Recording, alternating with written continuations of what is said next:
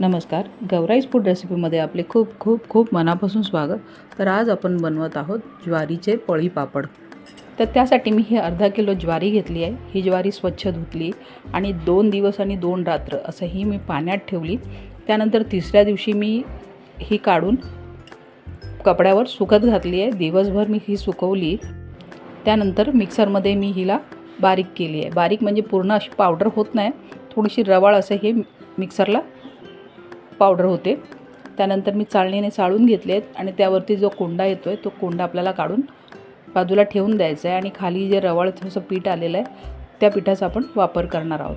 तर हे अशा प्रकारे बघू शकता हे आपलं पीठ तयार झालेलं आहे. हे पीठ मी मोठ्या भांड्यात काढून घेतलेलं आहे आणि त्या भांड्यात आपल्याला कमीत कमी 5 ते 6 ग्लास आपल्याला पाणी घालायचं आहे. पाणी भरपूर घाला, जास्त झालं तरी काही हरकत नाही आहे, कारण की आपल्याला सकाळी ते काढूनच टाकायचं आहे. त्यामुळे जेवढं जास्त होईल तेवढं पाणी घातलं तरी काही प्रॉब्लेम नाही. आता हे पीठ छान असं आपण पाण्यात मिक्स करून घेऊया. मिक्स केल्याने काय होईल, त्याच्यात जो कोंडा आहे तो कोंडा सगळा असा वर येईल. तर तुम्ही बघू शकता बऱ्यापैकी कोंडा वर आलेला आहे.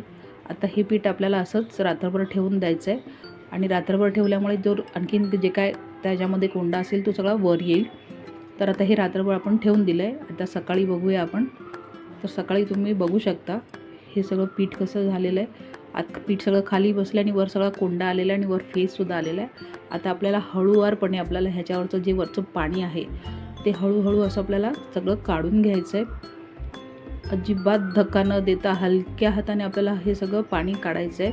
पाणी इतपत काढायचं आहे की वरची सगळी घाण आहे किंवा कोंडा आहे तो सगळा निघून जाईल आणि खालचं पीठ ते खालीच राहील. अशा पद्धतीने आपल्याला हे पीठ छान असं काढून घ्यायचं आहे.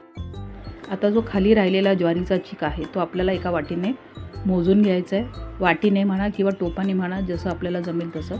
तर जेवढा आपला चीक निघेल तेवढंच आपल्याला पाणी घ्यायचं आहे. पाणी आपल्याला तिप्पट घ्यायचं आहे. म्हणजे 1 वाटी आपला चीक निघालेला आहे तर 3 वाटी आपल्याला पाणी घ्यायचं आहे. तर त्यासाठी मी आता ह्याच्यात 2 वाट्या मी पाणी गरम करायला घेतलं आहे. आता हे आपल्याला गॅसवर ठेवायचं आहे आणि 1 वाटी पाणी मी वेगळ्या भांड्यात गरम करते, कारण की ज्वारीच्या पिठावर आपलं असतं की पीठ जसं असेल तसं आपल्याला पाणी लागतं. त्यामुळे मी 2 वाट्या एका टोपात गरम केल्या आणि 1 वाटी साईडला गरम केलं आहे.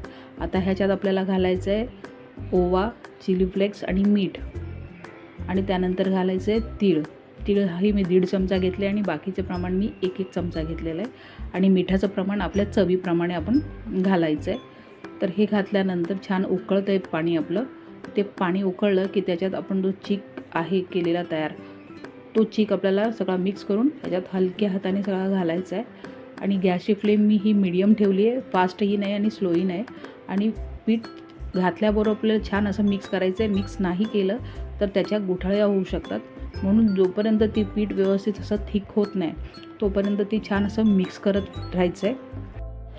आता ज्या वाटीत आपण चीक घेतलेला त्या वाटीत थोडंसं चीक राहिलं आहे, त्यामुळे थोडंसं मी त्याच्यात पाणी घातलं आहे आणि ते पाणी घालून मी ते जे आपण मिश्रण तयार केलं आहे त्याच्यात घातलं आहे. आणि गॅसची फ्लेम मी फास्ट केली आणि फास्ट फ्लेमवर आपल्याला ही छान असं मिक्स करत राहायचं आहे. सतत ढवळत राहा, नाहीतर ते खाली लागण्याची शक्यता. आणि दुसरी गोष्ट म्हणजे गाठी होण्याच्याही खूप चान्सेस असतात. त्यामुळे सतत ढवळत राहा जोपर्यंत ते पीठ व्यवस्थित शिजत नाही तोपर्यंत आणि थोडंसं असं थिक होत नाही तोपर्यंत. 5 मिनटं झाली पीठ शिजून. पीठ घट्ट झालं आहे, त्यामुळे मी थोडंसं पाणी घालते. जे आपण साईडला गरम केलं आहे त्यातला मी अर्धं पाणी मी घातलेलं आहे. आणि छान आता पीठ मिक्स करूया आणि बघूया पीठ कसं झालेलं आहे ते. आणि पिठात आणखीन पाणी हवं असेल तर आपण आणखीन जे राहिलेलं आहे ते पूर्ण पाणी मी घालून घेतलेलं आहे. आणि छान आता हे मिक्स करूया. गॅसची फ्लेम फास्टच आहे. आणि त्यानंतर आपण छान सतत मिक्स करत राहा पाणी एकजीव होईपर्यंत. आणि तुम्ही बघू शकता अशा प्रकारे हे पीठ तयार झालेलं आहे. तर तुम्हाला असं वाटत असेल हे पातळ आहे, पण पातळ नाही आहे. हे एकदम व्यवस्थित आहे. आता ह्याच्यावर आपल्याला झाकण ठेवून कमीत कमी 10 ते 15 मिनटं आणि गॅसची फ्लेम स्लो करून हे शिजत ठेवायचं आहे. 10 ते 15 मिनटानंतर तुम्ही बघू शकता पीठ छान असं उकळतं आहे. आणि पीठ छान शिजलं तर पापडाला तडे जात नाही. त्यामुळे पीठ जेवढं छान शिजवून घेता येईल तेवढं छान शिजवून घ्या. आता हे पीठ मी पुन्हा 5 मिनटं छान शिजू दिलेलं आहे झाकण काढल्यानंतर. आता हे पीठ आपलं तयार झालेलं आहे. आता हे पीठ आपलं तयार झालं आहे, त्यामुळे आता मी हे वेगळ्या भांड्यात थोडंसं काढून घेते. हे थोडं थोडं पीठ वेगळं काढत जा आणि एकदम काढू नका, नाहीतर एकदम काढलं तर कसं होईल, पंख्याखाली ते घट्ट होईल. त्यामुळे आपल्याला हे थोडं थोडं पीठ काढूनच आपल्याला ह्याची पापड बनवायचे. पीठ घट्ट झालं तर पापड व्यवस्थित आपले ते वळणार नाही. त्यामुळे आपण पीठ साईडला काढून घेतलेलं आहे थोडं थोडं, आणि ह्याच्यावर जे राहिलेलं पीठ आहे त्याच्यावर झाकण ठेवून आपल्याला ते असंच ठेवून द्यायचं आहे. आणि गॅसचं फ्लेम बंद करून मी गॅसवरच ठेवलेलं आहे. त्यानंतर तुम्ही बघू शकता मी एक कपडा घातला आहे, त्याच्यावर पेपर घातला आहे, आणि त्यानंतर त्याच्यावर मी असे हे पापड घालते.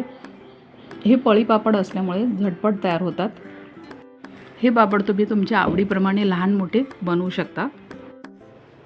पहिल्या दिवशी मी घरातच सुकवणार आहे फॅनखाली, आणि दुसऱ्या दिवशी आपल्याला हे काढून ताटात घ्यायचे आहेत, आणि ताटात नंतर आपल्याला हे उन्हात सुकायचे आहेत. उन्हात कमीत कमी 2 ते 3 दिवस तुम्ही छान असे सुका, आणि आपण ते बाल्कनीत सुकवतो म्हणून 2-3 दिवस आपल्याला लागतीलच.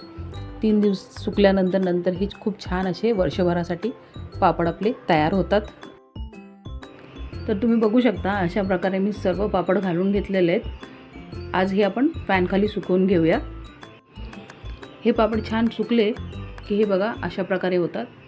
सुंदर असे आपले पापड तयार झालेले आहेत. अजिबात कुठेच तडा गेलेला नाही आहेत. आता हे पापड आपण तळून बघूया. त्यासाठी मी तेल गरम केलं आहे, आणि आता आपण पापड घातला आहे. गॅसची फ्लेम फास्टच ठेवायची, फास्ट फ्लेमवरच पापड तळायचे.